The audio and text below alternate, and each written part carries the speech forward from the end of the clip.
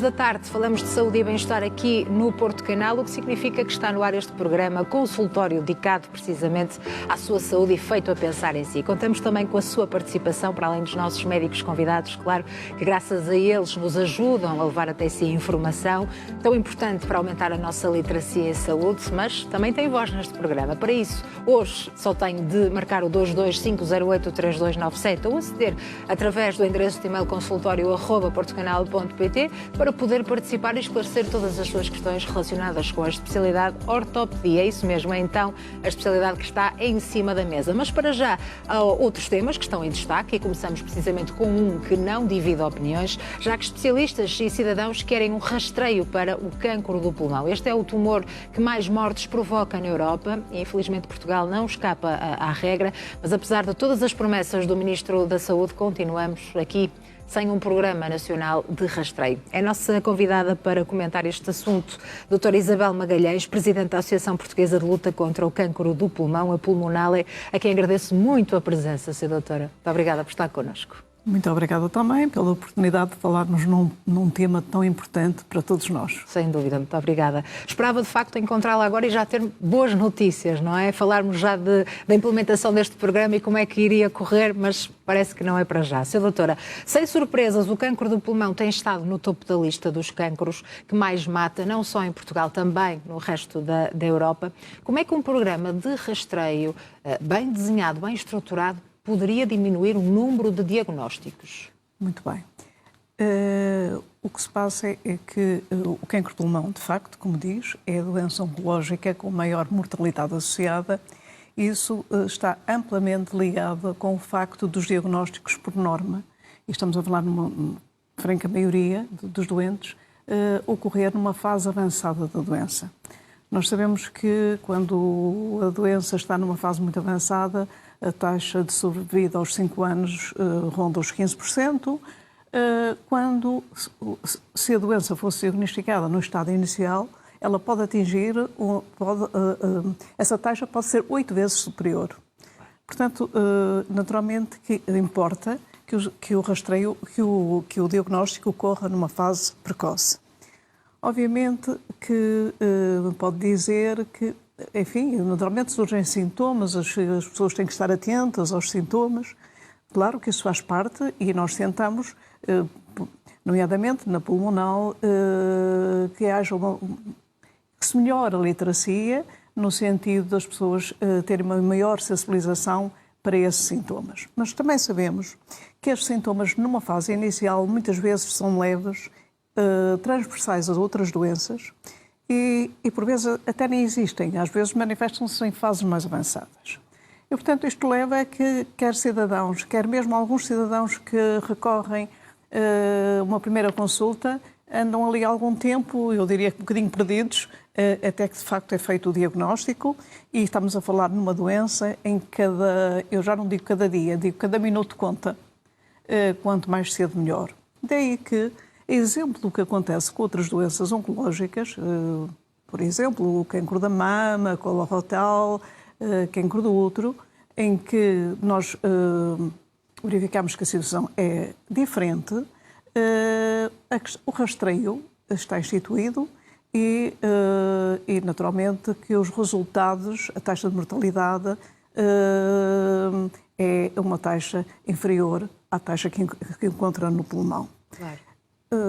O rastreio do cancro do pulmão é uma coisa que é estudada há muitos anos. Eu diria que, então, desde os anos 2000, todos os anos, enfim, foram sucessivamente feitos estudos para se perceber como é que esse rastreio devia ter sido feito. E a esse respeito há 2 grandes estudos.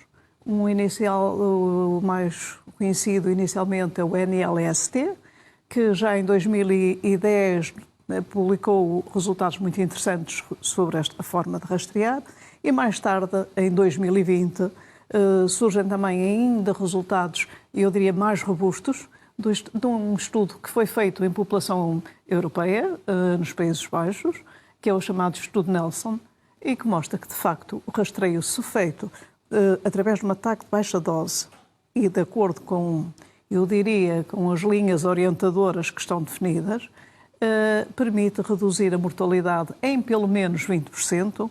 Os últimos dados já falam em valores superiores. Claro. Portanto, com bons resultados. Sim. Porquê? Exatamente por isso, porque vai permitir diagnosticar os casos numa fase muito inicial. E, portanto, estamos a falar numa situação que altera todo o prognóstico do doente. Não é? Sra. Doutora, mas ajude-me a compreender, e falo, penso eu, por todos os portugueses. Temos aqui um cancro que é o mais mortal. Sim. Que está muitas vezes associada ao tabaco e sabemos que grande percentagem da população portuguesa fuma. Portanto, qual é a maior dificuldade e o maior desafio a se avançar de facto com este rastreio? São os custos que estão associados, os exames de imagem que são caros, os técnicos e os médicos especialistas que precisam de estar presentes, só para nós compreendermos o que é que falta de facto, não é, para este rastreio avançar. Muito bem. Nós estamos a falar num rastreio que tem um custo elevado, é real, esse custo existe, mas é um custo efetivo, é um rastreio efetivo. E mostra custo-efetividade, porquê? Porque os doentes, quando são diagnosticados numa fase muito avançada, o tratamento de um doente é extremamente oneroso, sendo até uma questão que deve ser olhada com muita atenção quando pensamos na sustentabilidade do Sistema Nacional de Saúde. Estamos a falar de tratamentos extremamente onerosos e de tratamentos que, na realidade, apresentam um resultado pobre, não é? E o doente foi submetido a um... doente e a família, o seu enquadramento a um grande sofrimento que poderia ter sido evitado, minimizado, se ele tivesse sido tratado numa fase inicial que pudesse ser até numa perspectiva, um tratamento com uma perspectiva curativa. Claro. Numa fase, teria que ser uma fase muito inicial. E, portanto, há aqui uma economia de custos que compensa largamente aquilo que é o custo do rastreio. Portanto, o custo do rastreio, o custo financeiro está explicado pelos resultados, pelo benefício que à frente se vai obter. Naturalmente que é um rastreio que tem de ser feito de acordo, portanto, com as normas que estão definidas. É um rastreio que, para o cidadão, é uma coisa simples, porque é um ataque de baixa dose, não exige preparação, é uma coisa rápida, mas, de facto, tem de ter um equipamento sofisticado. E nós sabemos que os últimos estudos, que quando eu falei há pouco, que os últimos estudos já mostram taxas ainda mais interessantes do que os 20%, nós sabemos que esses equipamentos são equipamentos cada vez com uma maior sofisticação. Estamos a falar já de inteligência artificial que está associada para a leitura dos exames. Porque isto foi uma questão que muito tempo foi discutida, era se podia surgir imagens que fossem lidas como sendo doença oncológica e não ser, claro. Haver os chamados falsos positivos. Sim, sim. Mas cada vez mais essa taxa de falsos positivos tem vindo a diminuir precisamente pela sofisticação dos equipamentos. Naturalmente precisa de radiologistas experientes, mas isto... é assim, o rastreio não cria doentes. O rastreio não cria doentes. Os doentes vão sempre que vão ter um cancro de pulmão, eles vão ter sempre o cancro de pulmão. A grande diferença é identificá-los numa fase inicial em que eles são tratáveis de uma forma menos onerosa e muito menos onerosa para o doente, com claro. Muito melhores resultados, ou então deixar a doença evoluir e ir tratar numa altura em que se traduz num grande custo e, sobretudo, e que isto também nos importa a nós, sabemos que os resultados são fracos. Ou seja, com um prognóstico muito diferente. Muito diferente. Estamos a falar de prognósticos muito diferentes. Estamos a falar de uma questão completamente... Eu acho que nem se pode colocar essa questão. Se me pergunta porque é que não foi ainda implementado, é uma questão difícil de lhe responder, porque assim, durante muitos anos, e eu diria que até, enfim, 2021, até aceito que Portugal tivesse ficado um bocadinho para trás relativamente a outros países, porque o rastreio é realidade por aí fora, no mundo civilizado, não é? Pode ser já em programas nacionais ou em programas, ou em projetos piloto, por exemplo. Sim, mas, por exemplo, no espaço, na Europa, estamos a falar em 49 países, portanto, Portugal ficou para trás. Mas, se calhar, estavam a aguardar os últimos estudos, os últimos resultados. Quando a comunidade científica chegou à conclusão de que o rastreio feito desses modos era, portanto, denotava resultados, e não é? eficaz também. Mostrou evidência científica, que foi precisamente na altura em que a Pulmonal, perante a situação de que ninguém fazia nada, achou que devia trazer o assunto para a agenda e reuniu um grupo de especialistas para debaterem a nível, portanto, da sua especialidade, não é? Se Portugal devia avançar para um projeto e em que termos. E claro, este projeto nasce ainda em 2020. E em 2021, já com uma noção muito próxima de como devia ser o projeto, houve uma primeira tentativa, na altura com a ministra, que era a doutora Marta Temido, que não teve qualquer resultado. Este grupo de especialistas continuou a trabalhar no projeto e fazendo o que é que esteve a fazer. Portanto, partir do desenho que já estava feito, partiram para o concreto, que é como, quando, como se faz. Portanto, o que é que poderia ser feito, não é? Como se faltasse só aqui o aval. Não, faltavam duas coisas que também são identificadas. E esse projeto foi, portanto, houve logo uma tentativa ainda, portanto, mal entrou o governo, que agora está de saída, certo, no sentido de se apresentar o projeto.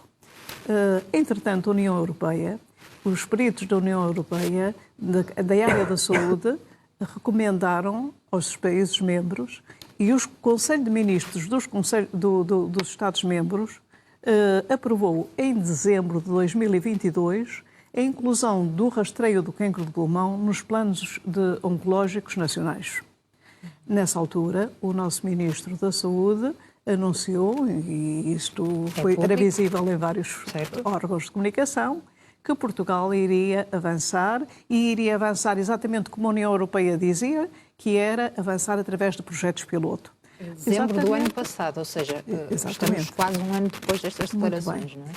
A Pulmonal, o que é que tratou durante este ano? Duas coisas fundamentais, são duas coisas que é preciso assegurar num rastreio, que é ter a certeza que todas as pessoas que vão ter achados no rastreio, e aqui eu quero fazer uma nota que é este rastreio através da TAC vai permitir identificar também outras doenças que não o cancro do pulmão. Certo. E que esses doentes tinham acesso a tratamento.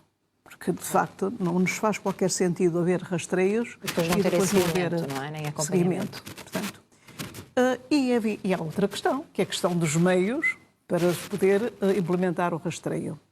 E isso também foi uma questão que nós identificamos, a existência de apoio europeu para os Estados-membros levarem a cabo esses projetos e, portanto, falamos com as autoridades competentes para que tudo isto acontecesse.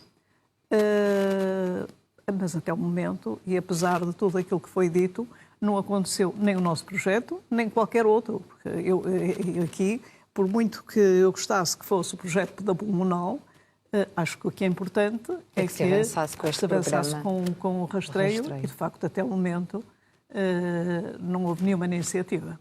Muito bem. Sra. Doutora, vamos ver a campanha da Associação. Vamos ver.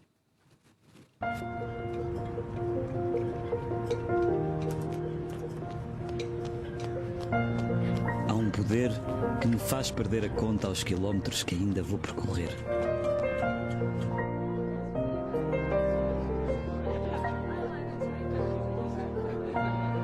Um poder que torna impossível de contar as vezes que ainda vamos estar juntos.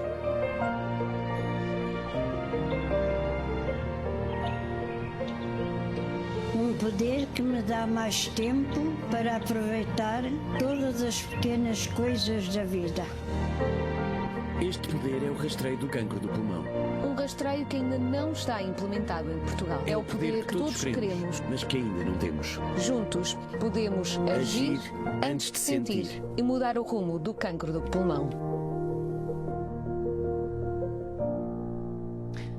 Até lá, Sr. Doutor, esta é uma belíssima campanha, claro. Até lá, Sr. Doutor, é importante munir as pessoas de informação, não é? Principalmente os grupos de risco, dos sintomas, acima de tudo, para que as pessoas estejam um passo à frente, não é?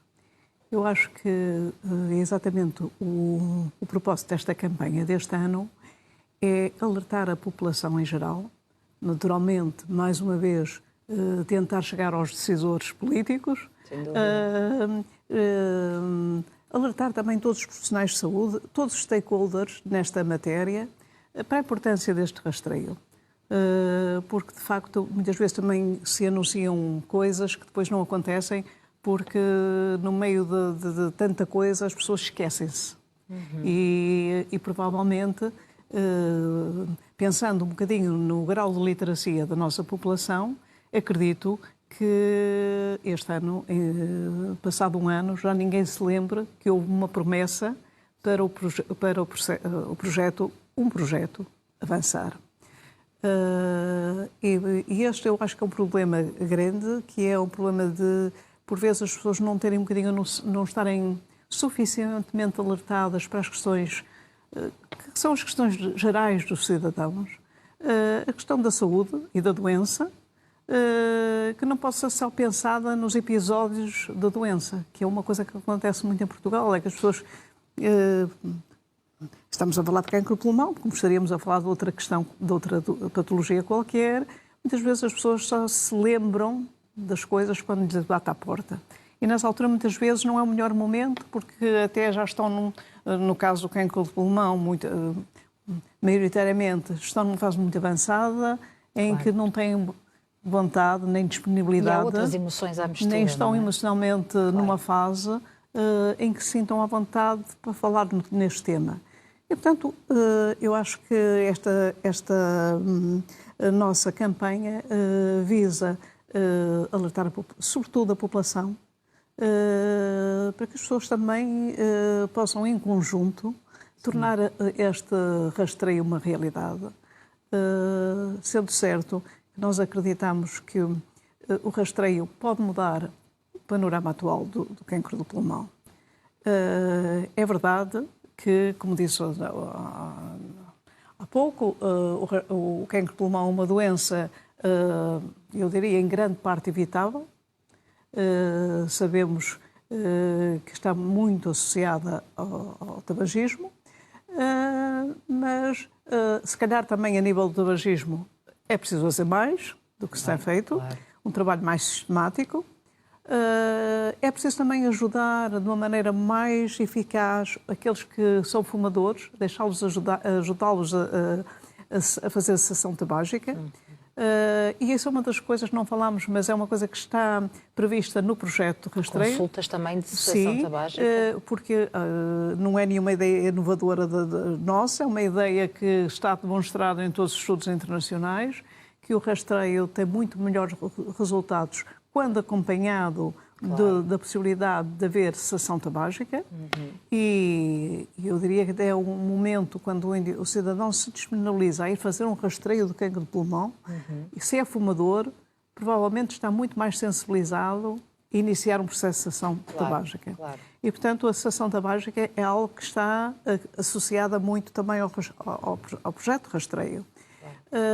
Porque é preciso também disponibilizar mais a cessação tabágica do que acontece neste momento, porque sabemos que vale a pena deixar de fumar.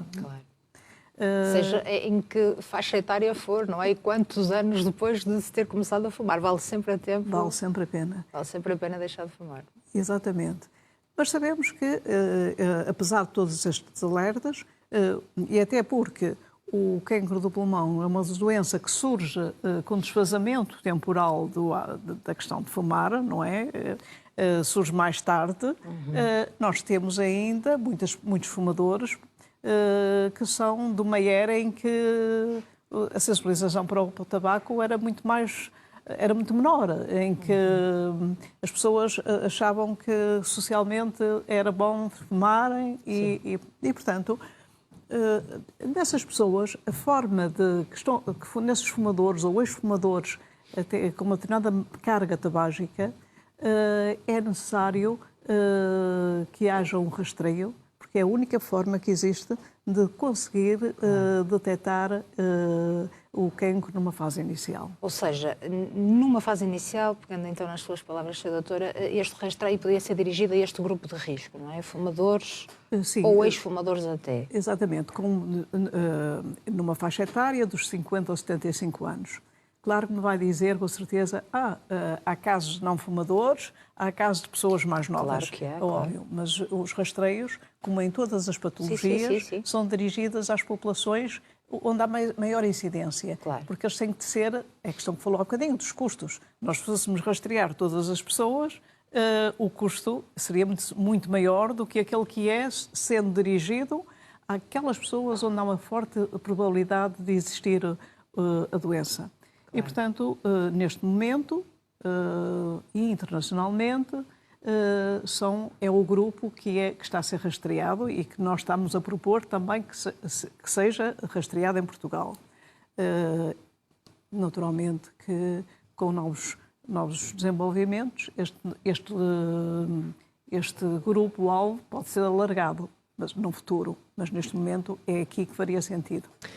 Importa mesmo é que arranque. É isso mesmo que nós queremos, não é? Este programa de rastreio que arranque e que o nosso próximo encontro seja esse motivo de conversa. Exatamente, isso mesmo.